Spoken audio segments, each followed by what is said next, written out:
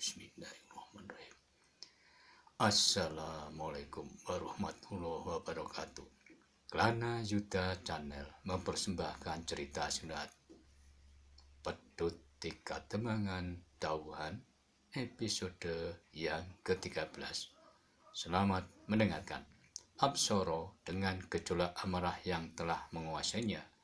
Putra Kitemang Dauhan itu terlihat bersiap untuk menyerang kembali. Ia sudah tidak memperdulikan lagi meskipun lawan yang dihadapinya memiliki kemampuan seperti orang yang menjadi lawan ayahnya. Sebagai putra dari seorang Demang, sudah menjadi kewajibannya membantu ayahnya, dan dalam keadaan ayahnya tidak berdaya karena luka-lukanya, maka ia harus menggantikan kedudukan serta tanggung jawab ayahnya dengan segala akibat apapun yang mungkin terjadi padanya. Kali ini putra Ki Temang Dauhan tidak berkeberatan ketika Ki Bekel dan 3 orang perunda berdiri sebelahnya untuk bersama-sama menghadapi lawannya. Sementara adik seperguruan Ki Pradongo nampaknya tidak peduli meskipun ia harus menghadapi lawan dalam jumlah yang berlipat. Bahkan terdengar adik seperguruan Ki Pradongo berteriak dengan lantainya, "Bagus, majulah bersama-sama agar waktuku tidak banyak terbuang. Jangan hiraukan kedua saudara seperguruanku. Aku pastikan keduanya tidak akan membuatku atau membantuku meskipun kalian semua yang ada di tempat ini maju bersama-sama menghadapiku." Sesaat setelah menyelesaikan kata-katanya, terlihat adik seperguruan Ki Pradongo menggosokkan kedua telapak tangannya. Seperti ilmu yang dikuasai oleh kakak seperguruannya, kedua pergelangan tangan adik seperguruan Ki Pradongo itu pun mulai berubah menjadi merah. "Dengarlah," teriak adik seperguruan Ki Pradongo. "Aku akan membunuh diriku sendiri seandainya aku tidak bisa membunuh kalian semuanya dalam hitungan tak lebih dari jumlah jari kedua tanganku." Berkata adik Ki Pradongo menebarkan ancamannya. Putra Ki Temang Dauhan dan keempat orang yang telah mempersiapkan diri untuk menghadapi adik seperguruan Ki Pradongo memang tergetar hatinya mendengar ancaman lawannya. Apalagi ketika dilihatnya kedua pergelangan tangannya telah memerah karena ungkapan ilmu yang dimilikinya. Namun, Ki Bekel terdengar berdesis untuk membesarkan hati para perunda dan juga hatinya sendiri. "Kita akan melawannya bersama-sama. Bahkan kalau diperlukan, seikat tangan akan digerakkan untuk mengusir orang-orang yang berniat ingin membuat kerusuhan di Kademangan ini." Yang terlihat kemudian putra Ki Temang Dauhan dan para perunda telah menggeretakkan giginya sebagai upaya untuk menguatkan dan memantapkan hatinya masing-masing. Meskipun mereka menyadari bahwa lawan yang akan dihadapinya memiliki ilmu yang seolah tidak terkalahkan, tetapi mereka tidak akan melangkah surut. Justru karena yang akan mereka lakukan ada sebuah upaya untuk mempertahankan diri serta mempertahankan ketemangannya. Dengan mencoba meningkatkan ketabahan hati serta kepercayaan dirinya masing-masing, mereka berusaha untuk menepis keraguan yang ada di dalam hatinya. Adik seperguruan Ki Pradongo terlihat mulai maju mendekat. Tangannya mulai bergetar sebagai sebuah isyarat bahwa ia telah siap melontarkan ilmunya yang dahsyat. Namun, sebelum kedua belah pihak yang telah saling berhadapan tersebut mulai dengan serangannya, tiba-tiba dari sudut halaman Banjar terdengar suara yang tidak terlalu keras, namun dapat didengar dengan jelas oleh siapapun yang berada di tempat itu. "Tunggulah sebentar. Aku menjadi tertarik untuk terlibat dalam bermain hitung-hitungan seperti ancaman yang dilontarkan oleh salah satu dari ketiga orang yang mengaku sebagai saudara seperguruan tersebut." Sesaat kemudian dari keremangan malam terlihat 2 orang berjalan mendekat ke arah orang-orang yang telah saling berhadapan. "Siapakah kalian?" tanya putra Ki Temang dan adik sepuran Ki Pradongo hampir bersamaan. Bertanyalah kepada Ki Pekel, Apsoro, bukankah namamu Apsoro, putra Ki Temang Dawa yang saat ini tengah terluka? Jawab salah satu dari kedua orang yang baru datang itu. Apakah kau juga ingin menyuruhku untuk bertanya kepada Ki Pekel? Karena aku pun menanyakan pertanyaan yang sama kepadamu, geram adik sepuran dari Ki Pradongo itu. Terlihat orang itu mengerutkan dahinya. Sesaat kemudian sambil tersenyum, orang itu menjawab, selain garang, nampaknya kau juga suka bercanda di sana. Tapi baiklah, kau tidak perlu bertanya kepada Ki Pekel, karena aku akan menjawab sendiri pertanyaanmu itu. Lalu orang itu maju selangkah sambil berkata memperkenalkan dirinya.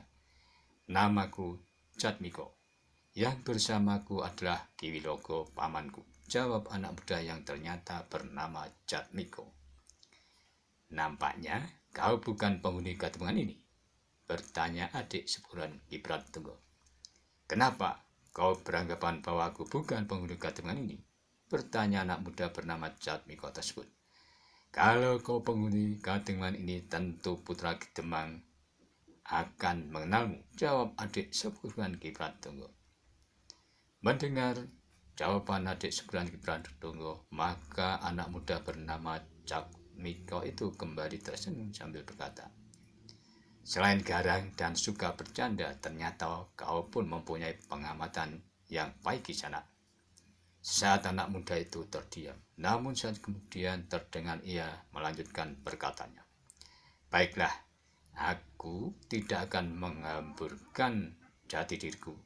Aku dan pamanku memang bukan penghuni Kademangan ini. Meskipun demikian, aku menganggap bahwa saat ini aku menjadi bagian dari Kademangan ini. Setidaknya untuk malam ini, jawab anak muda bernama Jatmiko tersebut. Aku tidak mengerti maksud dari perkataanmu, berkata adik sepuran Ki Pradongo. Maksudku adalah, meskipun aku bukan penghuni Kademangan, namun untuk malam ini aku merasa menjadi bagian dari Kademangan ini, karena malam ini aku telah mendapat izin dari Bebau Kademangan untuk menumpang bermalam di Banjar Kademangan sebelum esok pagi. Aku harus melanjutkan perjalananku kembali, berkata Jatmiko memberikan penjelasannya. Dengan alasan seperti itukah yang telah membuatmu berani mencampuri persoalan ini, berkata adik sepuran Ki Pradongo. Bahkan seandainya tanpa alasan apapun, aku tetap berniat untuk mencampuri persoalanmu dan kedua saudara sepuranmu karena kesombonganmu, berkata anak muda bernama Jatmiko dengan nada yang mulai bersungguh-sungguh. Hei anak muda, kau nampaknya tidak mengetahui kekuatan seperti apakah yang sedang kau hadapi saat ini. Seharusnya paman itulah yang mewakilmu untuk berbicara agar aku tidak tergoda untuk merobek-robek mulutmu, geram adik sepuran Ki Pradongo. Kau nampaknya gemar sekali menakut-nakuti orang dengan ancamanmu.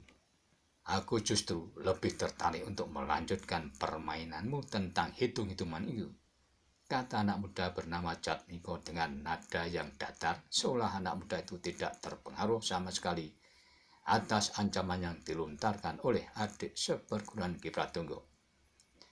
Sesaat anak muda bernama Jatmiko itu berhenti berkata. Dilihatnya Ki Pekel dan putra dari Ki Temang Dawan yang berdiri tak jauh darinya, lalu katanya, maaf Ki Pekel dan juga kau Apsoro, aku terpaksa ikut mencampuri persoalan ini. Aku mengikuti keseluruhan peristiwa yang terjadi di tempat ini sejak bermulanya.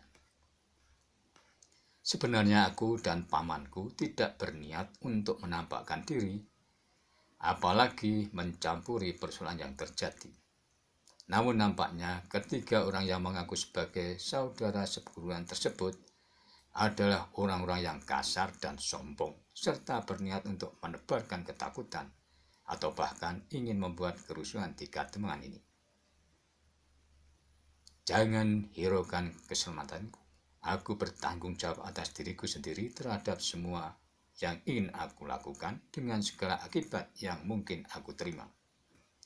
Dan selanjutnya anak muda yang bernama Jatmiko itu telah kembali meneruskan pekerjaannya yang kali ini ditujukan kepada adik seperguruan di Pradongo.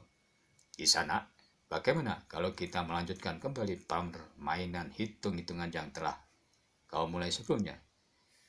Dengarlah, kata anak muda yang bernama Jatmiko dengan wajah yang menyiratkan kesungguhannya. Aku akan berlutut dan bersimpuh untuk mencium telapak kakimu kalau dalam hitungan yang tak lebih dari jumlah jari sebelah tanganku, aku tidak bisa membunuhmu. Mendengar kata-kata yang baru saja diucapkan oleh anak muda bernama Jatmiko itu, wajah adik seperguruan Ki Pradongo menjadi merah.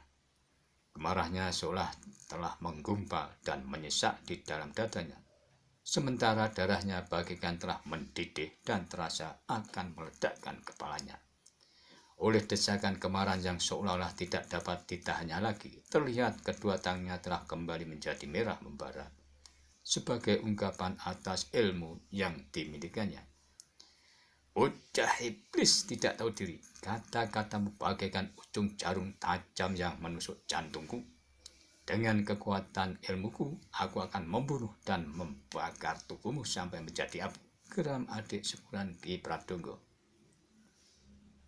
Bersama dengan umpatan yang diteriakkannya, adik seperguruan Ki Pradongo telah melompat dengan segenap kecepatan yang tingginya. Sementara tangannya yang telah dilambari oleh kekuatan ilmunya telah terayun melontarkan serangan yang menggirisi. Selari hembusan angin yang memancarkan udara panas telah melontar dari telapak tangannya dan meluncur dengan kecepatan yang nyaris tidak terlihat oleh mata wadak. Hembusan udara panas tersebut bagaikan gulungan ombak lautan yang bergerak cepat mengarah ke tubuh anak muda yang bernama Jatmiko itu. Orang-orang yang menyaksikan peristiwa yang sedang terjadi di halaman Banjar itu terlihat menahan napasnya. Mereka telah memperkirakan bahwa anak muda itu tidak akan mungkin lagi mempunyai kesempatan untuk mengelakkan serangan yang begitu cepat dari dan dahsyatnya. Mereka bahkan telah membayangkan tubuh anak muda itu tentu benar-benar akan terbakar menjadi abu, atau setidaknya akan terluka parah melebihi luka yang dialami oleh Ki Demang Tahuan. Terdengar Ki Bagel telah mendesah-desus sebagai ungkapan kecemasan hatinya atas apa yang akan menimpa anak muda tersebut. Sementara Ki Demang Tahuan yang dalam keadaan terluka dan sedang duduk bersandar di atas Banjar, ternyata juga dapat mengikuti peristiwa yang terjadi meskipun dari jarak yang tidak terlalu dekat. Dalam keadaannya, Ki Demang Tahuan tak bisa menyembunyikan kegelisahan hatinya atas nasib malang yang sebentar lagi akan menimpa anak muda yang belum dikenalnya. Demikianlah selanjutnya, orang-orang yang ada di tempat itu seolah-olah tidak ingin mengedipkan matanya agar tidak kehilangan saat-saat mendebarkan ketika ilmu gegris itu menghampiri dan melumpuhkan tubuh anak muda bernama Jatmiko. Sementara anak muda itu sendiri justru tidak terlihat menjadi cemas meskipun sebuah serangan dahsyat telah menghampirinya. Tiba-tiba saja dalam waktu yang tak lebih dari sekejap mata, wujud wadak anak muda tersebut telah menjadi lenyap dari penglihatan mata sewajarnya, dan sekejap kemudian keberadaannya telah kembali terlihat. Namun anak muda itu telah berpindah dari tempatnya semula, dan kali ini telah bergeser di samping lawannya. Dengan telapak tangannya anak muda tersebut telah mengamit dada lawannya. Terdengar keluhan tertahan keluar dari mulut adik seperguruan Ki Pradongo. Meskipun anak muda itu tidak menyentuh dada lawannya dengan 10 kekuatannya, tetapi adik seperguruan Ki Pradongo telah terlempar beberapa langkah surut dan jatuh dengan kerasnya. Terlihat adik seperguruan Ki Pradongo telah memegangi dada dengan kedua tangannya. Seringai pada wajahnya menyiratkan rasa sakit yang dialaminya. Rasa nyeri tak tertahankan yang dirasakan telah membuat kepalanya menjadi pening. Untuk saat pandangan matanya telah menjadi gelap dan menghitam. Ditemang dahuan seolah-olah tidak mempercayai atas apa yang baru saja dilihatnya. Peristiwa yang baru disaksikan benar-benar telah mendebarkan jantungnya. Tanpa sesadarnya Ki Demang Dahuan telah berdesiskan. Ajian sepi angin? Ternyata masih ada orang yang menguasai jenis ilmu seperti ini. Siapakah anak muda itu sebenarnya? Sementara anak muda bernama Jatmiko itu telah berdiri dalam jarak beberapa langkah saja dari lawannya. Tanpa kehilangan kewaspadaannya, anak muda tersebut terlihat memandang lawannya yang nampaknya tengah berusaha memperbaiki keadaannya. Kali ini aku hanya sekedar ingin menyakitimu. Kalau aku kehendaki, aku dapat saja merontokkan isi dadamu, berkata anak muda itu. Adik seperguruan Ki Pratunggo bermaksud untuk mengumpat kepada lawannya, namun tak sepatah kata pun dapat diucapkannya. Bibirnya seolah menjadi keluh dan tak mampu untuk digerakkannya, sementara sesak di dalam dadanya seolah-olah telah menyulitkan pernapasannya. Hanya kemarahan sajalah yang dapat dirasakan, meskipun hal itu justru telah membuat dadanya menjadi semakin. Kemudian adik sepupuan Ki Pratunggo itu hanya menundukkan kepalanya. Demikianlah episode yang ke-13 dan nantikanlah episode selanjutnya. Namun, bila ada yang berkenan subscribe, like maupun berkomentar, dipersilakan. Terima kasih. Sampai jumpa.